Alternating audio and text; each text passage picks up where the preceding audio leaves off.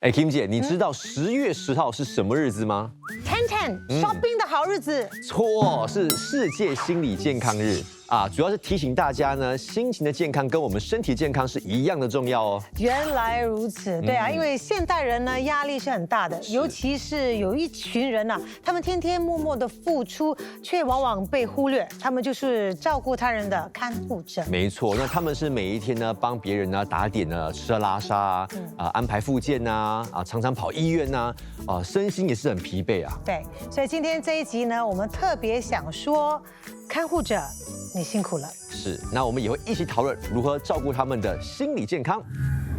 照顾别人太久，忽略了自己的情绪，也算是一种慢性病吗？常常喘不过气，是压力太大，还是快要崩溃了呢？照顾他人久了，自己开始失眠、焦虑，是正常反应，还是需要治疗呢？看护者可以向谁求助呢？全都在这一集的医疗大小事，一起长知识。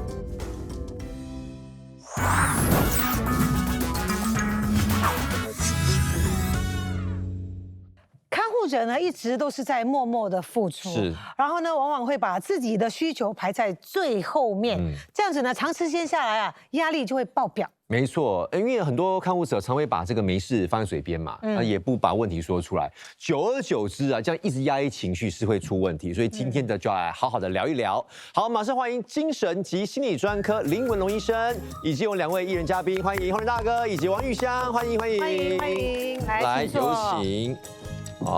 那我们今天其实要聊说这个看护这一块哈，有些时候我们常会把看护呢视为比如说子女啊、父母啊、配偶啊一个基本的责任，所以不会特别认为自己是一名看护者了哈。但是有没有什么方法来做一个辨别，说自己其实是一名看护者？所以我们有这个表可以参考一下。你是否需要对某人的健康、身心和安全分担部分责任？你是否正在照顾某位无法照料自己的人？你是否正在帮助他完成日常起居活动，例如洗澡、进食、梳洗和步行？你是否在负责照顾残疾、患有精神病、其他疾病的年长者？好，那医生，所以怎样才算是看护者呢？只要那个问题其中一个答对，就算是一个看护者。所以2位你是看护者还是那个被看护的？我是被看护的。你是被看护，有被照顾就对。对。OK， 我2年前就做了一个膝盖手术。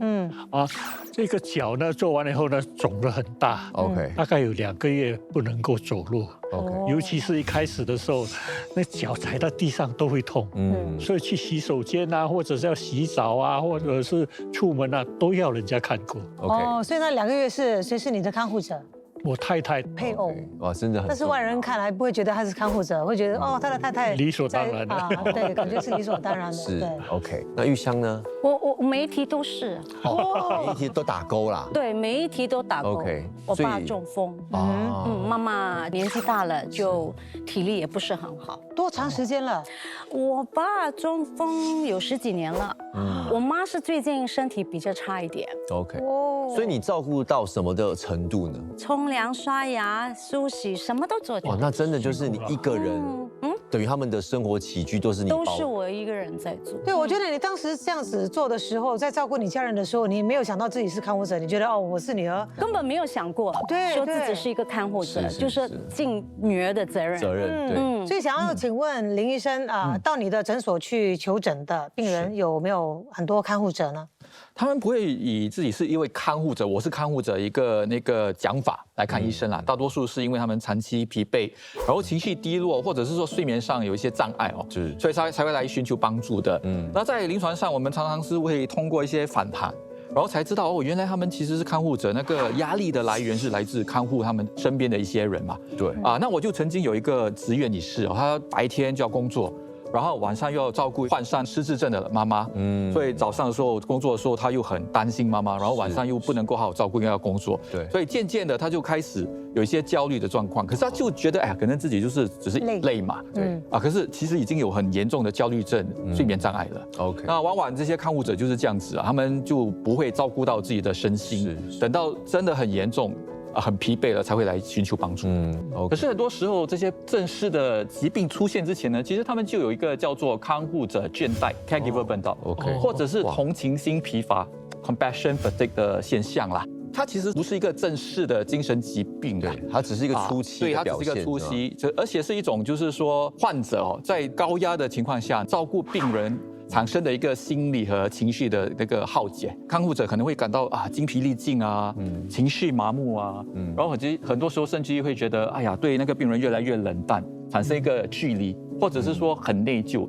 如果说不好好的去调试，久而久之就可能变成一个心理疾病，比如说抑郁症、焦虑症。所以我们可以讲说，这个 burnout 和 compassion fatigue 是我们那个心理电池就快耗尽的一个警讯啦，所以我们要好好的去注意它。它的影响虽然不是真正的一个精神疾病，可是也是很大的。所以当你发现自己长期难以就是恢复精力、情绪低落，然后身心俱备的时候，可能就要寻求这个专业的协助了。是。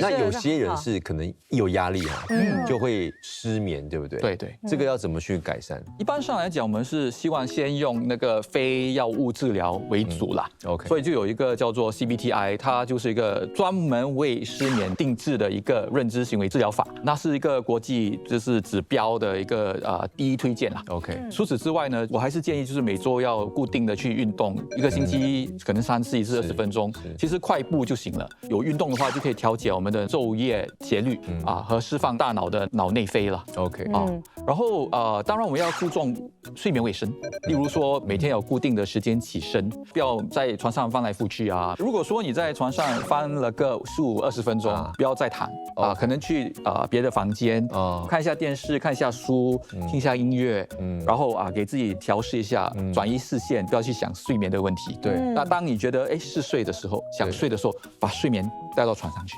OK。当然，如果真的比较严重的话，有需要的话，我们也必须考虑短期的药物或者是保健品啦 OK， 营养补充这样子啦。是。那如果我们是想要透过保健品来提高我们睡眠的品质的话，哪一些营养素是比较有作用的呢？研究显示，就是褪黑素是可以帮助催眠，然后当然也是会帮助那个昼夜节律啦。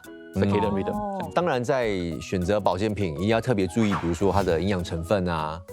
毕竟睡个好觉对大家来说都是非常非常重要的，很重要。对，因为我们常常一直说，比如说像看护者是要好好的照顾别人嘛，对不对？但是如果我们自己都没有办法把自己顾好的话，我们怎么去照顾别人？对，所以要怎么做哈？有没有什么建议？其实我觉得最有效的还是要先照顾好自己，从这边开始。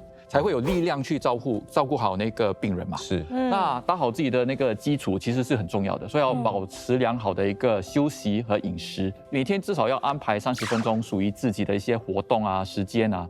哪怕只是喝一杯茶、听一下音乐，都会有助于自己的身心。所以要经营亲密关系，以家庭支持啦，不要让自己成为一个孤岛型的一个看护者。OK， 那也要适当时候放手，寻求这个援助，和家人分担这个看护者的一个责任。然后市区其实也是有很多资源的，比如说喘息服务、看护者小组等等啦。什么是喘息服务？喘息服务也可以被称为就是短期护理服务，能让看护者从看护工作中得到一些休息。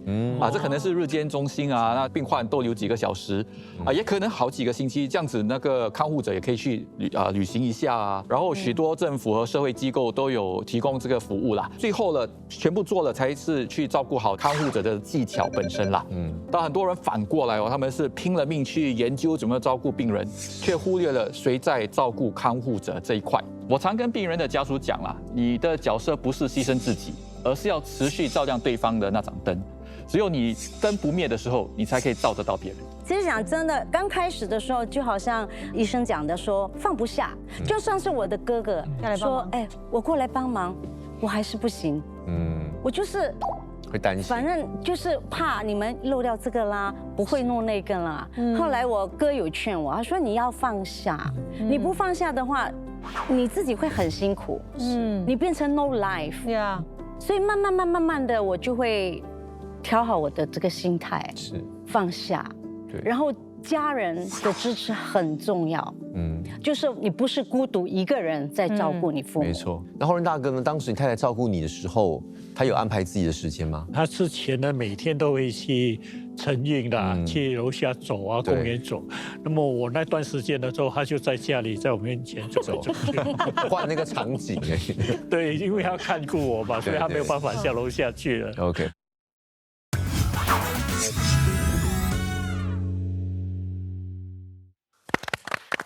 好，欢迎林小燕中医师加入我们的讨论哦。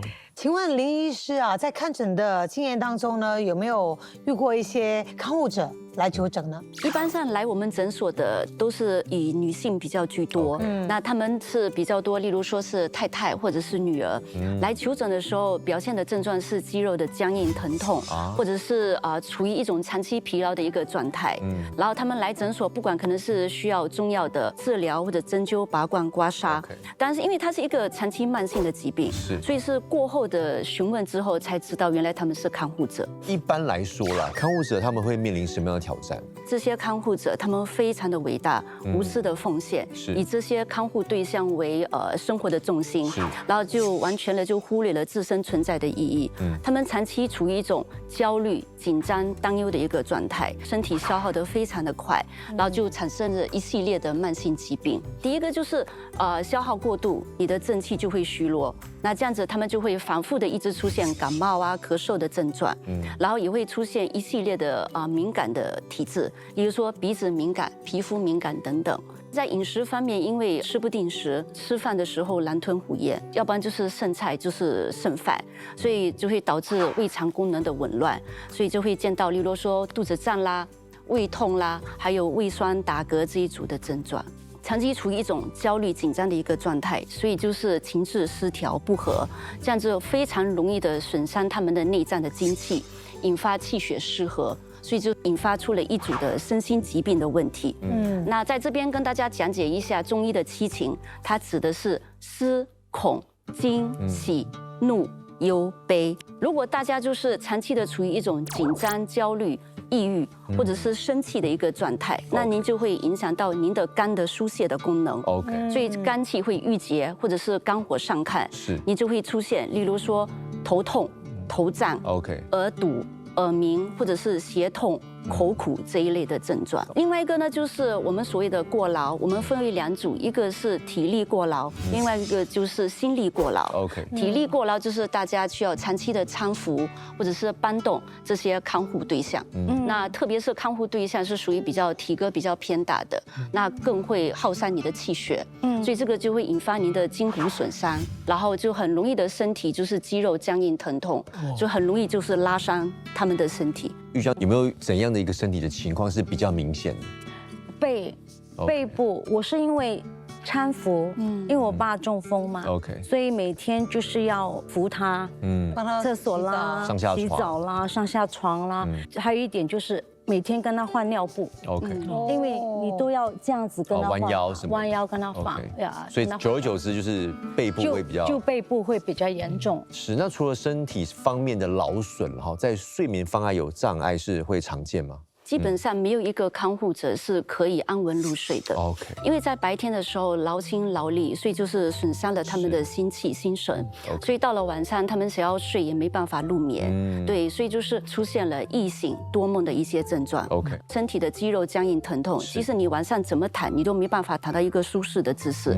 所以就是整晚都睡不好。我们中医的那个睡眠障碍分为5大症型：肝火扰心、痰热扰心症、心脾两虚症、心肾不交症，还有心胆气虚。在看护者的人群中，肝火扰心是最常见的，所以它的表现为，例如说难入眠、多梦，或者是彻夜难眠。这情绪方面就比较容易波动，好像比较抑郁啊，比较容易生气，然后会有头痛、口苦、大便干等这一些症状。那如果我们晚上睡得不好的话，白天会变得很烦躁。那我们要怎么样打破这个恶性的循环呢？那我们就会从睡眠做一个切入点，只要你的睡眠品质得到一个比较好的提升，打破这个恶性循环，然后你的情绪就会比较好。一般上我们是不大建议就是在傍晚或者是午后睡觉，特别是超过30分钟，因为这个会打扰到你晚上的那个睡眠的生理时钟。所以如果真的要睡，就是30分钟以内搞定。一般我们有建议时间点，对，就是在午时的时间，11点到1点，所以大概在这个时间段呢，就是大概休息10到15分钟 ，OK， 可以睡，或者是闭目养神，或者是就是放空也好，我们叫做 power nap。为什么是这个时间段？因为午时是属于心经的运行时间，然后午餐过后呢，我们就不大建议你喝浓茶或者是喝咖啡了。对，在白天的时候，例如您觉得非常的烦躁，嘴巴又觉得想要喝点有味道的，我们的建议就是你可以泡点玫瑰花茶、茉莉花茶去代替咖啡或者是喝浓茶。OK。所以到了晚餐呢，就尽量要清淡一点，就是大概7分饱，不要吃辛辣的和油腻的食物。对，然后有一个错误的概念，很多人觉得自己身体很虚，是，就因为他们每次煮汤的时候就加什么红枣、枸杞子、党参啊、北芪啊，但有一部分人喝了身体越来越燥热。然后这个其实会越加重他们的睡眠问题，这个还是要因人而异去调你的那个药膳。这个就是林医师给我们带来的百合合欢茶，合欢花9克，解郁安神。百合9克，养阴润肺，清心安神。甘草2克，补脾益气，清热解毒，祛痰止咳，缓急止痛，调和诸药。它的做法就是把这3个药材用清水清洗过后呢，就可以把这些放进玻璃水壶，然后倒入清水800毫升，用大火煮开，然后关小火，大概10分钟，然后放温就可以喝了。那一般上我的建议是睡觉前2个小时。或者是在8点的时候喝上1杯，因为8点是我们中医讲的心包经的运行时间，所以在这个时间段喝上1杯，它本身具有梳理心神，还有调理气血的功效，帮助您的睡眠品质更好。那它的作用就非常的简单，就是疏肝解郁、清心安神。对，那比较多的是针对，例如说难入眠、多梦、易醒。然后情绪比较焦虑、紧张，然后还有口苦、口干的人群都可以。所以大家品尝之后会觉得前面可能有点苦，过后有点回甘，这个是正常的。对，我闻的时候我觉得，这个好像很苦，可是我喝，不是那么一回事。再来1杯。好，来。我怕你录到一半睡着。我觉得你应该好打包回去给你的夫人喝啊。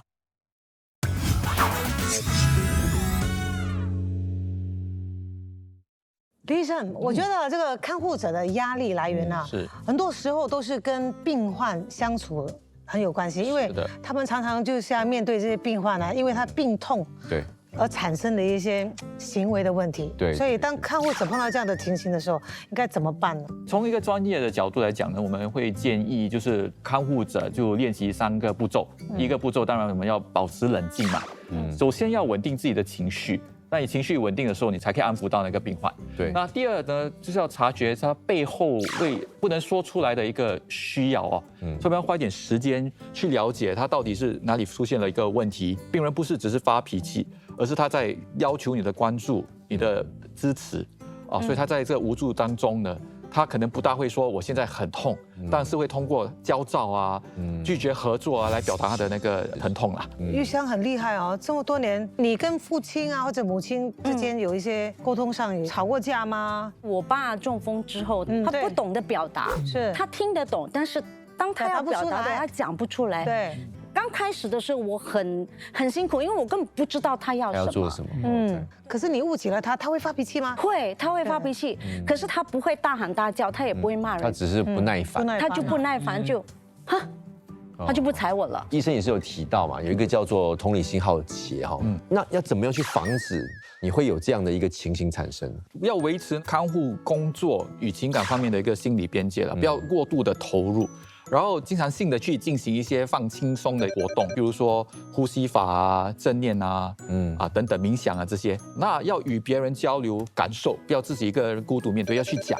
就算做了这一些，还是有那些麻木的那种感觉的时候，是需要心理资讯的一个介入了。我觉得心态很重要了。我觉得很多人他们想照顾自己的父母，都没有了。哦，但我父母还在，我觉得我很感恩。当你有一点病痛，你才知道家人是那么关心你。那请问林医生还有什么建议可以给这些看护者们吗？自我关怀、自我照顾是最重要的，所以要制定一个照顾自己以及休息和看护的一个时间表会比较好一些。寻找一些好像我们刚才讲到那个喘息服务啊，社区志工支持。那还有呢？持续学习照护技巧，然后提升自己的信心。OK 啊，然后还要记得每天就记一下一件为自己做的事情，强化自我的这个价值。医生说的没错，要给自己一个鼓励。是，然后当然也要照顾好自己，尤其是睡眠。虽然我没有这方面的问题，但是很多的看护者可能压力啊，或者是太忙啦，或者是焦虑啦，所以才会有睡眠的问题。但是大家一定要睡好觉，顾好自己的身体，然后呢，你们才有精力、精神去照顾你们爱的人。对，说得太好了。我们的休息呢，是为了走更长远的路嘛，所以一定要把自己照顾好。没错，因为像其实我们在社会有很多的措施，能够帮助这些看护者，对吗？对的 ，Agency for Integrated Care (AIC) 护联中心啦，它提供看护者培训课程，包括就是基础的老年护理、失智症护理，还有伤口护理等等，所以帮助看护者提升实用的技能啦。然后他们还有这个 Family Service Center 新加坡家庭服务中心，可以寻找就是邻近的那些社工组织寻求帮助。再者还有就是那个 Caregiver Support Groups 看护者支持小组，OK， 由健康促进局 Health Hub 等机构组织的一个社区支持小组，OK，为看护者提供分享经验，然后学习新技能，获取资源的平台，减少孤立的感觉。政府当然也是会有补贴啊，居家护理啊，托管中心啊，让那个照护者暂时休息。但是如果情绪上面出现了比较严重的问题，又可以找谁来帮忙呢？是，所以有那个心理学院的那个热线啦，OK， 63892222，他们提供全天候的心理健康危机及紧急状况的支持服务。是因为很多时候很多看护者都会一直告诉自己说我不能倒下，硬撑在那边。那其实我觉得最勇敢的是呢，你在适当的时候你要去寻找那些协助对，然后不然的话，真的你倒下了，谁来照顾这些看护那些患者，对不对？所以不要说我没事啊，其实我们的身心健康呢是应该要得到好好的照顾。是，好，那这边也要谢谢林医生跟我们分享很多，那谢谢洪仁大哥，还有谢谢玉香，辛苦了加油好，医疗大小事一起长知识，我们下次见啦，拜拜。